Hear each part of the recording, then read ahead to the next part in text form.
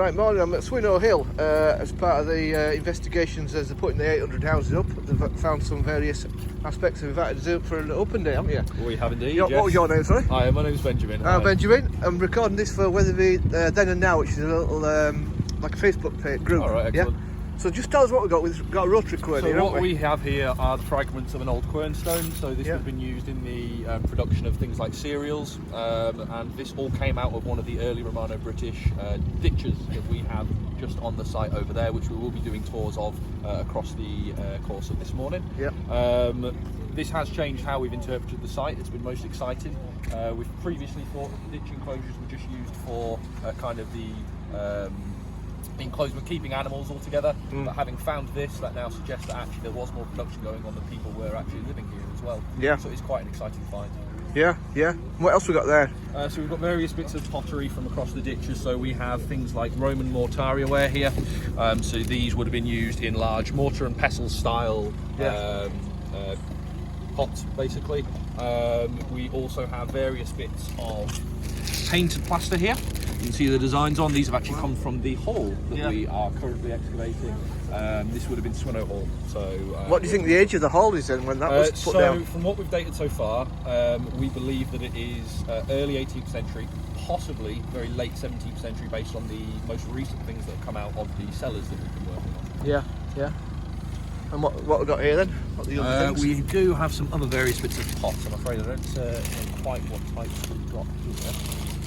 So this would be quite a lot more recent. You can see here that we actually have the base of a pot here with this glaze on it. Something like this would be post-medieval, so we're talking quite obviously a bit later than the Roman stuff that we've been coming across. Yeah, and that's come out of the field, has it? So these pieces have been coming out of the large field boundaries and like kind of plough scars. Yeah. The site itself is farmland, so where we would have had the Roman ditches, quite often you find scars along the top of them where farmers from across the subsequent generations have kind of ploughed through, occasionally churning up the pottery or disposing of it after it's broken. Yeah. And that's why you have like multiple layers of occupation, multiple items there that you can find. Yeah, So it's all very exciting. The further down you go, Yeah. the older it gets. It's, Yeah. It is quite interesting. So you're investigating the whole site then? We are investigating. It's split into 3 smaller areas. The first site that we did at the bottom, unfortunately, turned up very, very little.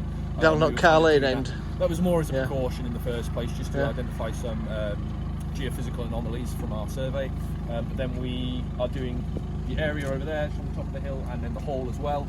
As you can imagine, the whole area is very, very boggy, and so that all of the proper occupation really is situated on the top of the hill, probably the best spot in these fields. Yeah.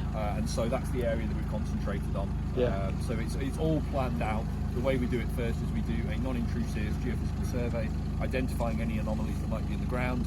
And of course they all turned up to be on top of the hill, and so that's where we've then focused the search. Yeah. Which naturally it would be, the living would be on top of hills, wouldn't it? Yes, originally. I don't think you'd be wanting to live down at the bottom in the marshland when you're not able to put in proper foundations or... Yeah. And do you just... Are you still finding things? We are still finding things, yeah. Stuff's coming out every single day that we're on the excavation here, so at the moment nearly all of our efforts are focused on the hall. And as we're slowly clearing away the rubble, we, for example, yesterday uncovered a small culvert which has had pieces of a cone made out of some sort of coloured bit of horn or something similar. That would have probably been about 18th century as well. But we're still unearthing new stuff every single day. But when do you expect to finish then? I would imagine it will be shortly. It all depends on when things get signed off. Our company has to actually basically sign off to say, right, we are satisfied that the archaeology that can be recorded here has been recorded, that we've done a sufficient job before we hand this over. The actual finish date with these things is always a little bit... depends what you find, doesn't it? You never know what you might find at the last minute, and of course there's a lot of processes to go through, a lot of bureaucracy. Thanks for that. That's all right.